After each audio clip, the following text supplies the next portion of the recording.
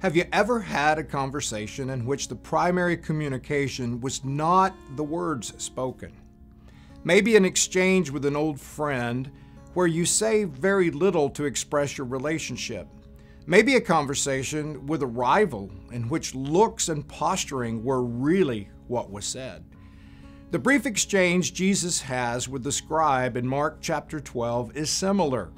The scribes ask Jesus what the greatest commandment is, and Jesus responds. Jesus answered, "The most important is, Hear, O Israel, the Lord our God, the Lord is one, and you shall love the Lord your God with all your heart, and with all your soul, and with all of your mind, and with all your strength.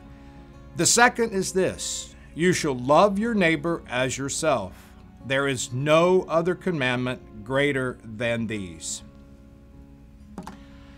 His answer connects to the central prayer faithful Jews prayed every day. It's called the Shema. But the words unspoken say a lot as well. At least in Mark, the scribes are portrayed as Jesus' nemesis.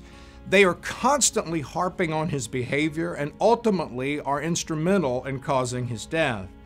And yet, in this exchange, the scribe actually agrees with Jesus by saying, "You are right, teacher." The conversation surprisingly takes a sharp turn away from the usual antagonistic tone.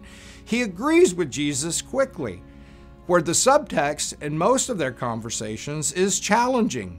Suddenly, there is agreement. Jesus' reaction to this agreement is no less surprising. And when Jesus saw that he answered wisely, he said to him, "You are not far from the kingdom of God." The Lord knows just when to stop everything and watch the kingdom leaking through, even through a scribe. This conversation stands out against other similar exchanges because there is pause, there is observation, not just disagreement or debate. Jesus sees the change coming through this man and proves that the kingdom welcomes everyone as a matter of the heart.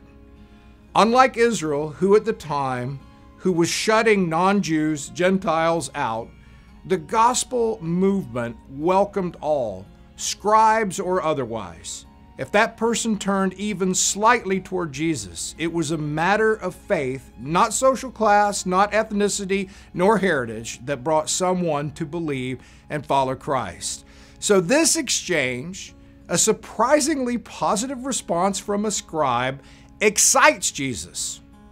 It's small moments like these showing how Jesus was transforming the world then and still is today. I'd like to think this scribe, who was not far from the kingdom, made it all the way across.